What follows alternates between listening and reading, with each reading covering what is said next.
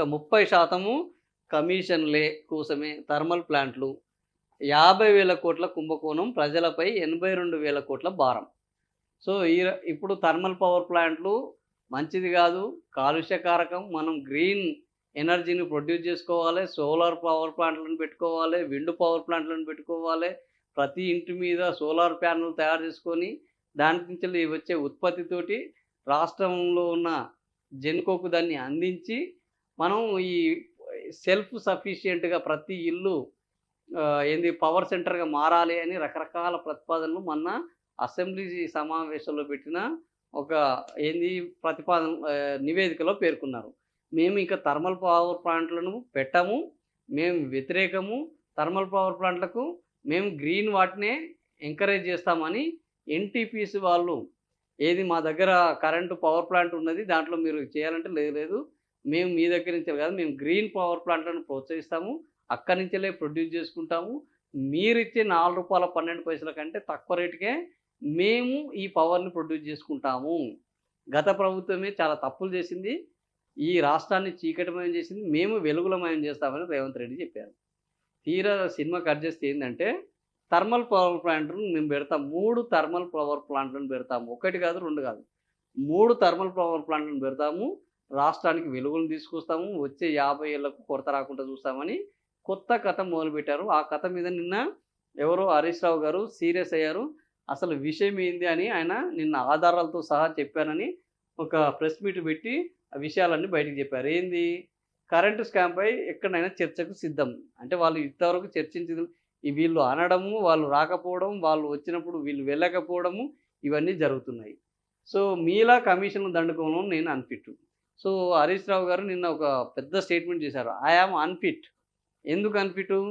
ఇప్పుడు ఆర్థిక శాఖ మంత్రిగా ఉన్న బట్టి విక్రమార్క ప్రతి విషయంలో 30% కమిషన్‌లు తీసుకుంటున్నాడు. ఇది ఓపెన్‌గా మేము చెప్తుంది కాదు. ఇచ్చినోళ్ళు చెప్తున్నారు, కాంగ్రెస్ నాయకులు చెప్తున్నారు. మన ఊరు మనబడి కాంట్రాక్టర్లు వచ్చి కూడా అయ్యా మేము 30% కమిషన్లు ఇచ్చుకుంటే మాకొచ్చేది ఏం లేదు. మేము ఇచ్చుకోమంటే మీకు డబ్బులు ఇచ్చేది లేదు అంటే వాళ్ళు చివరికి సెక్రటేరియట్‌కి వెళ్ళి ఆర్థిక శాఖ బ్లాక్ దగ్గరికెళ్ళి ధర్నా చేశారు. అది పెద్ద లొల్లయింది. ఇప్పుడు సెక్రటేరియట్‌లోకి ఎవరికి రావడం వీల్లేదని నిషేధం వరకు వెళ్ళింది.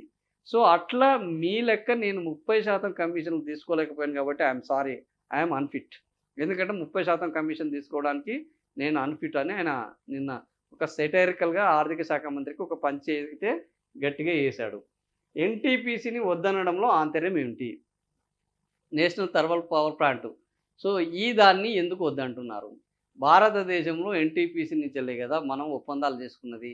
అప్పుడు మనకు రాష్ట్రం పునర్విభజన జరిగినప్పుడు ఎన్‌టీపీసీ ద్వారానే ఈ థర్మల్ పవర్ ప్లాంట్‌లను పెట్టాలి. అక్కడి నుంచెల్లి మనం విద్యుత్తుని కావాల్సినంత తయారు చేసుకోవాలి. అది కూడా చౌకైన పద్ధతిలో తయారు చేసుకోవాలనే కదా! మరి ఇప్పుడు వాళ్ళని ఎందుకు వద్దంటున్నారు? విద్యుత్తులో ఆంధ్రలో అధికారులదే రాజ్యం. ఇది ఇంకొక దౌర్భాగ్యం. ఈ తెలంగాణలో ముందు వరుసలో ఉండి పోరాడింది ఎవరు అంటే విద్యుత్ జేఏసీ. ఆ విద్యుత్ జేఏసీ పోరాడినందుకు తెలంగాణ వచ్చిన తర్వాత మనం ఏం చేసినాము? వాళ్ళు ఎన్ఎంఆర్‌లైనా, కాంట్రాక్టులైనా, ఔట్‌సోర్సింగ్‌లైనా వీళ్ళు వాళ్ళ ప్రమాదాలను అంచున పని చేస్తున్నారు కాబట్టి, వీళ్ళకి అత్యధిక బీమా సౌకర్యం కల్పించి, వాళ్ళని రెగ్యులరైజ్ చేసుకుంటంటే హైకోర్టు ఒప్పుకోకపోతే, సో, మీరు ఒప్పుకుంటేంది, ఒప్పుకోకపోతేంది. మేము రెగ్యులరైజ్ అయితే ఎలాంటి బెనిఫిట్లు గవర్నమెంట్ ఉద్యోగికి లభిస్తాయో, అలాంటి బెనిఫిట్‌లన్నీ మీకు అందిస్తాము. మీకు భద్రతనిస్తాం, మేము తీసేయము అని హామీ ఇవ్వడం జరిగింది. సో, ఈరోజు రాష్ట్రంలో అత్యధిక వేతనాలు పొందుతున్న 2 కార్పొరేషన్‌లలో ఒకరు ఎవరంటే విద్యుత్ కార్పొరేషన్ వాళ్ళున్నారు. మిగతా రెండో కార్పొరేషన్ సింగరేణి. సో, అత్యధిక వేతనాలు పొందుతున్న కార్మికుల్లో సింగరేణి వాళ్ళు, విద్యుత్‌లో ఉన్న తెలంగాణ విద్యుత్ ఉద్యోగులు. తెలంగాణ విద్యుత్ ఉద్యోగుల్లో ఒక స్వీపర్‌కు 1,50,000 వేతనం ఉంది అంటే మనం నమ్మలేం. సో, ఇంతటి వేతనాలున్న ఏకైక కార్పొరేషన్ ఏదన్నా ఉంది తెలంగాణలో అనంటే సింగరేణి తర్వాత ఓన్లీ విద్యుత్ కార్పొరేషన్. సో, తెలంగాణ ట్రాన్స్‌కో, తెలంగాణ జెన్‌కో.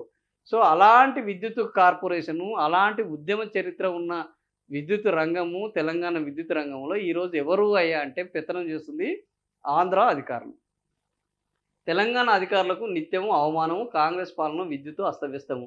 మాజీ మంత్రి హరీష్ రావు ఆగ్రహం. సో, వాస్తవానికి మీరు మన కూడు మనం తిందాము, మన కూడు మనోడు తిందాము అని అనుకుంటే ఓకే. కానీ చివరికి మన ఇంట్లో పెత్తనం మళ్ళా అవతలోనికిచ్చి, ఇది ఒక ఉద్యమ స్ఫూర్తితోటి వచ్చిన తెలంగాణ. తెలంగాణ వస్తే ఈ తెలంగాణలో చీకట్లు అలుముకుంటాయని ఆఖరి కిరణంగా ఉన్న అప్పటి కిరణ్ కుమార్ రెడ్డి ఆయన ఒక పవర్ పాయింట్ ప్రజెంటేషన్ ఇస్తే, అది కాదురా మీకు తెలివి లేక మమ్మల్ని చీకట్లలోకి నెట్టారు. మాకు రాజ్యం వస్తే మేము చీకట్లలో కాదు నిత్యం వెలుగుల్లో ఉంటామని నిరూపించిన తెలంగాణ ప్రభుత్వము కేసీఆర్ నాయకత్వంలో నడిచింది. అలాంటి నాయకత్వంలో నడిచిన తెలంగాణ విద్యుత్ రంగాన్ని ఇప్పుడు ఆంధ్ర వాళ్ళ చేతిలో పెడితే మళ్ళీ ఇది చీకట్ల వైపు ప్రస్థానం ఉంటుందా? వెలుగుల వైపు ప్రస్థానం ఉంటుందా? ఇప్పుడు ఆయన కమిషన్ల ప్రస్థానం మొదలుపెట్టాడు. ఆ ఆంధ్ర అధికారి. ఒక్కొక్క ఫైల్‌కు 5,00,000 అట. ఇక ఇట్లా ఒక సంవత్సరానికి ఆయన దగ్గరికి మినిమమ్ 3,000 ఫైల్స్ వస్తాయి. సో, 3,000 ఫైల్స్ ఇంటూ 5,00,000 యేసుకుంటే అవి 500,00,00,000 5,00,00,000 ఎంతైతదో లెక్క చూడాలే. అన్ని కోట్లు ఇప్పుడు. ఆయన ఈ డబ్బులు పెట్టి ఆ పొజిషన్‌లోకొచ్చాడు. ఇప్పుడు డబ్బులకు డబుల్ సంపాదించేందుకు స్కెచ్ చేశాడు. డైరెక్ట్‌గా మీరు ఎంతన్నా మాట్లాడుకోండి. నాకు ఫైల్‌కు 5,00,000 ఇయ్యాలి. మీరు కింద 10 మాట్లాడుకుంటారా? 15 మాట్లాడుకుంటారా? 2 మాట్లాడుకుంటారా? నాకు తెలవదు అంటున్నాడట. సో, అది నిన్న ఎవరో హరీష్ రావు గారు నిన్న బయట పెట్టడం జరిగింది. కాంగ్రెస్ సర్కారు చేస్తున్న తప్పులు, అప్పులతో 25 ఏళ్ల పాటు ప్రజలు అనుభవించాల్సి వస్తుంది. అఖిలపక్షం అసెంబ్లీలోనే చర్చకు పెడితే పక్కా ఆధారాలు రుజువు చేస్తాను. గ్రీన్ పాలసీని పక్కన పెట్టి కమిషన్ల కోసం కొత్త పాలసీని పెట్టారు.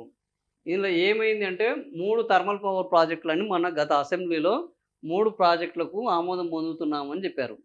కాంగ్రెస్ కొత్త థర్మల్ పవర్లు ఏర్పాటు చేస్తుందని 50,000 కుంభకోణానికి శ్రీకారం చుట్టిందని ఆరోపణలు 30% కమిషన్ల కోసమే ఇదని నేను నిరూపిస్తాను. ఎక్కడనైనా నిరూపిస్తానని చెప్తున్నాడు. 2026 నాటికి థర్మల్ పవర్ ఉత్పత్తిని 40% నుంచి 30% తగ్గిస్తామని శ్వేతపత్రంలో ప్రభుత్వం చెప్పింది నిజం కాదా? థర్మల్ పవర్ పక్కన పెట్టి గ్రీన్ పవర్ కరెంటును తీసుకొస్తామని చెప్పారు. గ్రీన్ పాలసీలో పవర్ పాయింట్ ప్రజెంటేషన్ ఇంకోలా చెప్తూ ప్రజలను తప్పుదోవ పాటిస్తున్నారు. ఏంది?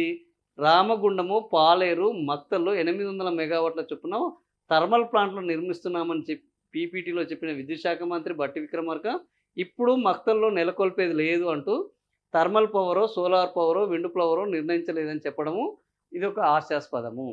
సో, ఈ రకం ఇప్పుడు వాళ్ళు చెప్పింది ఏంది అనంటే హాస్యాస్పదం.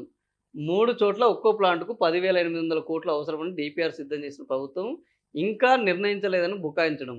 సో, ఈ 3 చోట్ల రామగుండం, మక్తలు ఇక్కడ ఈ 3 చోట్ల థర్మల్ పవర్ ప్లాంట్‌లను ఏర్పాటు చేస్తాము. ఒక్కోదానికి 10,800 కోట్లు ఖర్చవుతున్నది అని చెప్పి ఇప్పుడు మక్తల్లో అసలు బొగ్గు లేదు.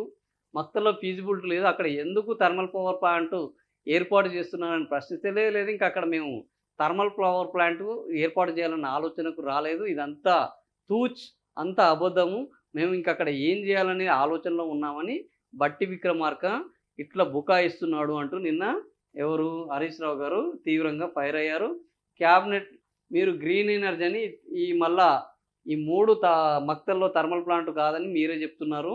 సో, ఇదంతా అబద్ధాలు మాట్లాడుతున్నారు అని ఆయన చెప్తున్నారు.